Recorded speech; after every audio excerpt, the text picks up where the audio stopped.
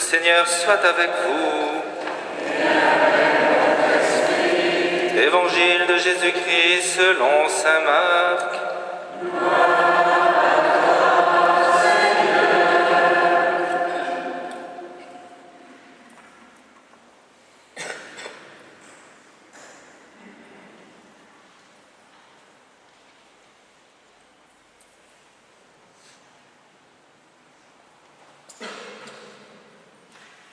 Le premier jour de la fête des pains sans levain, où l'on immolait l'agneau pascal, les disciples de Jésus lui disent : « Où veux-tu que nous allions faire des préparatifs pour que tu manges la Pâque ?»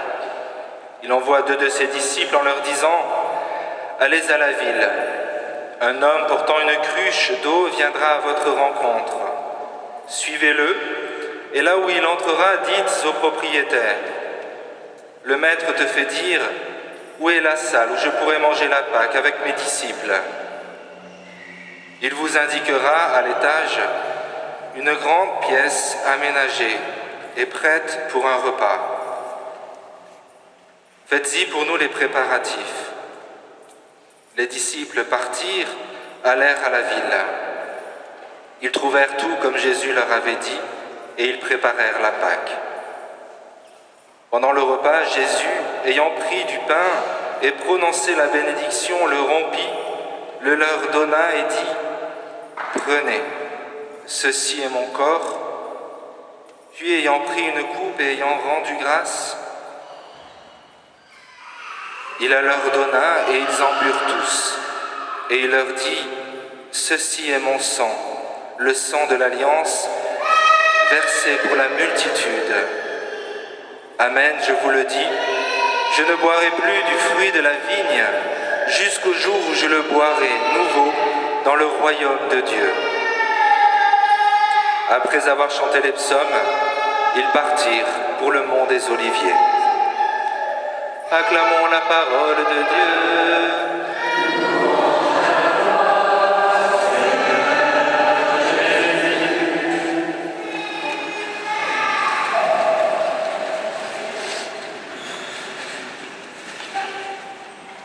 Je ne vous cache pas une certaine émotion. Aujourd'hui, donc, nous fêtons, comme je disais, la fête de Saint-Maur.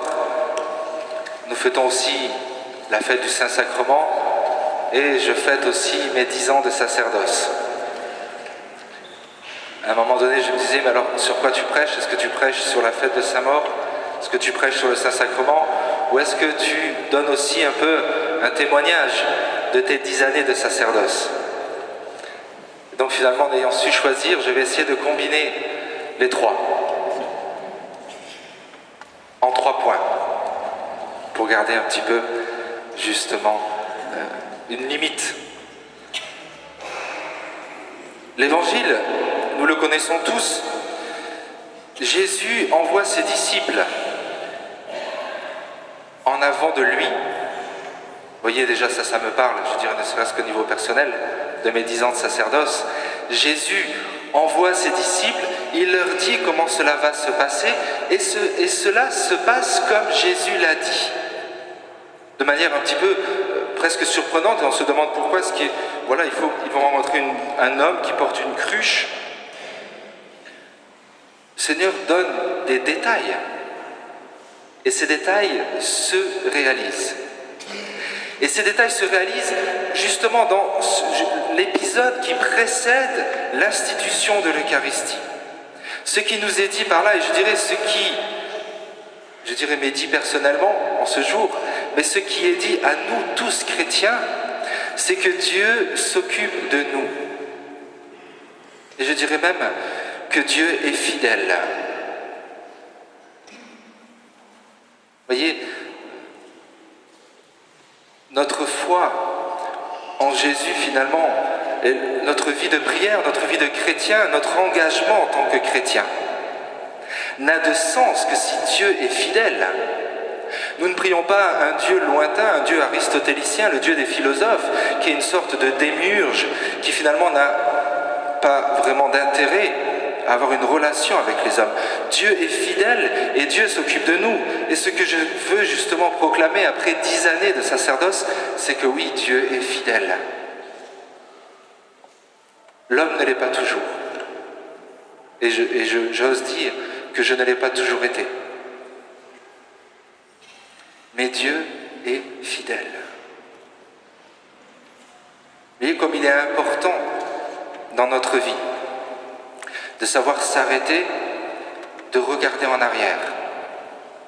Non pas dans une sorte de mélancolie qui pourrait nous entraîner peut-être à une certaine forme de culpabilité par rapport à ce que nous aurions aimé faire ou ne pas faire,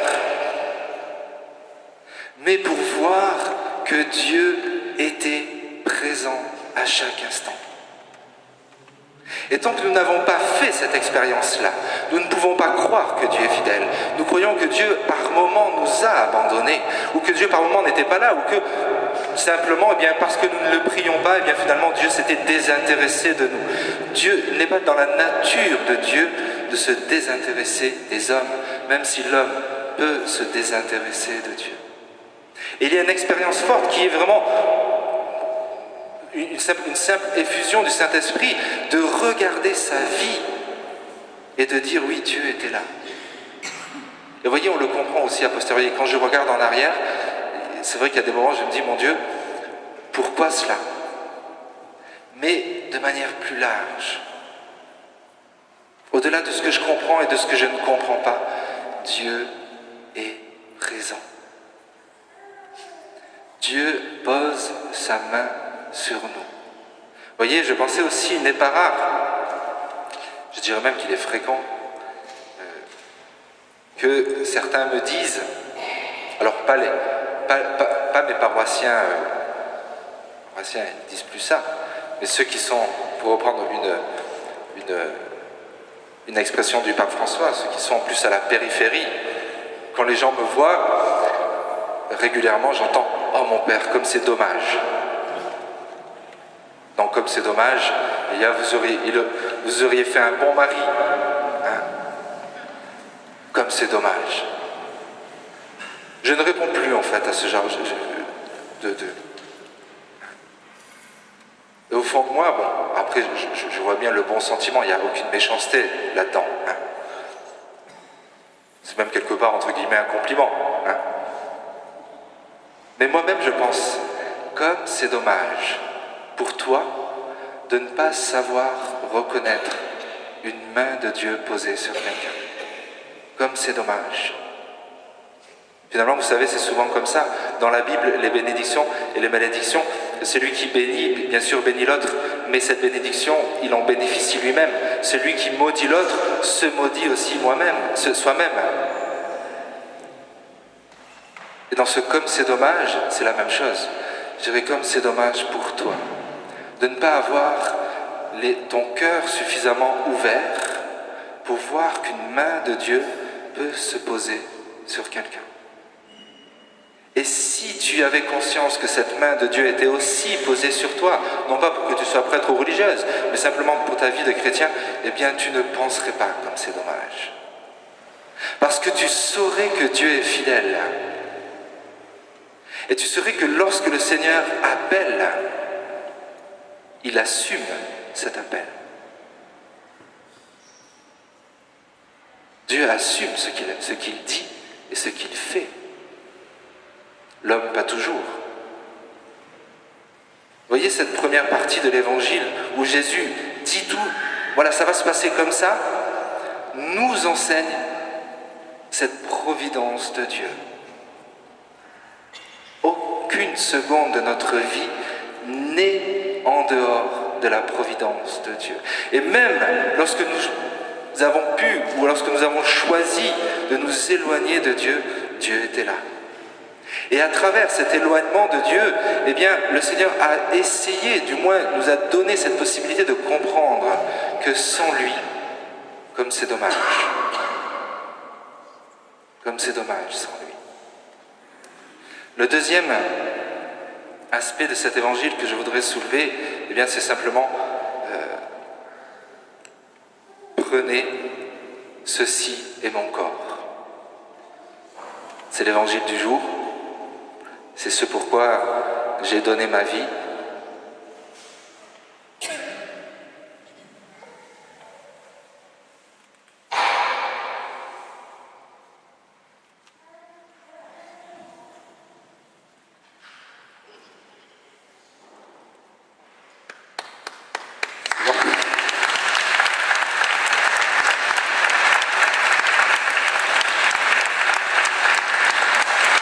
pas le but.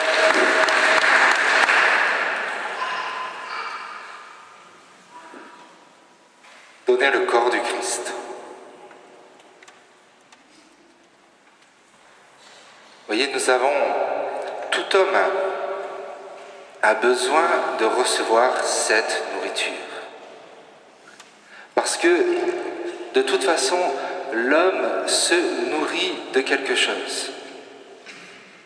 Mais comme dit saint Paul, tout est permis, mais tout n'est pas profitable. Et la seule nourriture, celui qui mange mon corps et boit mon sang a la vie éternelle. La nourriture, l'unique nourriture qui nous donne la vie éternelle, c'est de recevoir Dieu. Il y a plusieurs manières de recevoir Dieu, ne serait-ce qu'en lisant la parole de Dieu, en priant, en adorant. Et la nourriture par excellence, c'est le corps et le sang du Christ. Vous voyez, pour un prêtre, lorsque nous nous avançons pour donner le corps du Christ, ce que je disais, on en parlait encore avec le Père Antonio et le Père Mathieu, c'est vrai que on est prêtre le jour de notre ordination, c'est-à-dire que le matin on se réveille laïque et le soir on s'endort prêtre. Mais ensuite il faut du temps pour devenir prêtre. Et mon témoignage, en tout cas en 10 ans de sacerdoce, on dirait c'est peu, mais c'est quand même déjà pas mal, c'est qu'on comprend ce qu'est un prêtre par le regard et l'attente des fidèles. J'ai eu la chance de faire mes deux premières années de sacerdoce en Côte d'Ivoire, avec un peuple extrêmement fervent. Il peut y avoir, à la sortie de la messe, vraiment une foule qui s'écrase simplement pour recevoir une bénédiction. Ce qui fait comprendre aux prêtres l'importance d'une bénédiction. Et ça, j'en profite pour remercier justement la Côte d'Ivoire, en tout cas ceux que j'ai connus, pour m'avoir fait comprendre en partie ce qu'est le sacerdoce.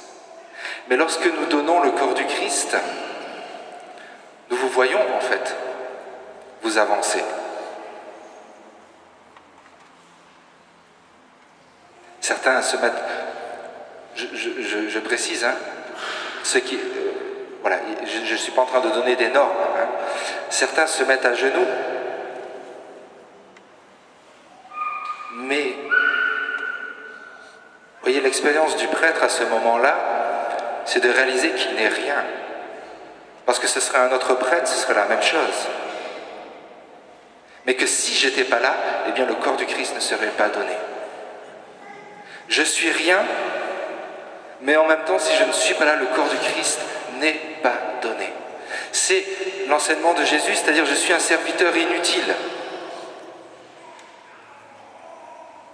Et vous voyez, et du coup j'en profite un petit peu, c'est quand même la fête du Saint-Sacrement, de nous poser cette question, comment est-ce que je m'avance lorsque je vais recevoir le corps du Christ ? Et je l'ai dit, je crois aussi, il y a quelques mois, vous voyez, le corps du Christ, on ne le prend pas, on le reçoit. On le reçoit dans la bouche ou sur la main. Là, je fais une petite parenthèse pratique. On le reçoit dans la bouche ou sur la main, les deux sont autorisés et chacun fait comme il veut. Mais ce qui est important, c'est quelle est ma disposition intérieure.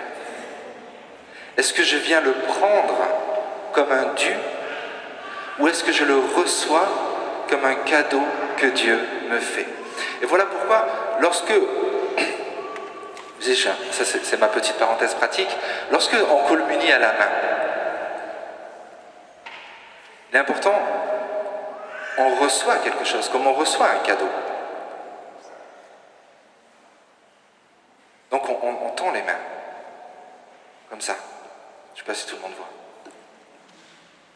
Et non pas comme ça. Parce que comme ça, on prend. Vous voyez, il n'y a pas quelque chose, je ne dis pas qu'il y a une intention méchante derrière, dans la personne qui fait ça. Je dis simplement qu'il y a quelque chose qui n'est pas compris dans la manière de recevoir le corps du Christ. Il y a Et nous pouvons nous laisser enseigner d'ailleurs par les autres cultures. Il y a dans la paroisse, je ne nommerai pas, quelqu'un d'une culture qui n'est pas la nôtre, et qui me touche chaque fois qu'elle prend la communion. Il y a une sorte de révérence qu'elle fait. Alors, ne commencez pas à faire des révérences à chaque fois que vous avancez devant le bon Dieu, mais c'est vraiment cette attitude de recevoir. Je ne prends pas, je reçois ce don que Dieu me fait. Et le prêtre là-dedans n'est que simplement celui qui permet à Dieu de se donner. Le dernier point,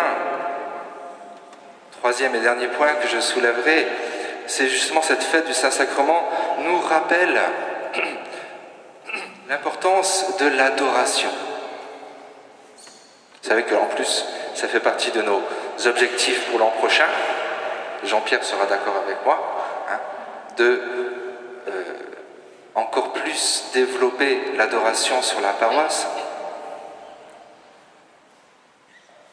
Et là aussi, ce qu'il est important d'entendre, et c'est ce que disait, je vais le citer, le curé d'Ars avec force, c'est que de toute façon, l'homme adore. Et je dirais même celui qui professe avec une certaine verve son athéisme est un homme qui adore, généralement soi-même. Mais l'homme adore par définition. Nous sommes créés comme cela. Le curé d'Ars disait, laisser une paroisse 20 ans sans un prêtre, qui connaît la suite? Laisser une paroisse 20 ans sans un prêtre, on y adorera les bêtes. Parce que l'homme a besoin d'adorer. L'homme sait pertinemment qu'il y a quelque chose qui est au-dessus de lui. Et il va le chercher. Nous avons cette grâce infinie d'un Dieu qui s'est révélé à nous. Et comme la première lecture nous l'a rappelé avec Moïse, Dieu qui se révèle et qui nous dit, eh bien, il n'y a pas d'autre Dieu que moi. C'est moi que tu peux adorer, que tu dois adorer. Amen.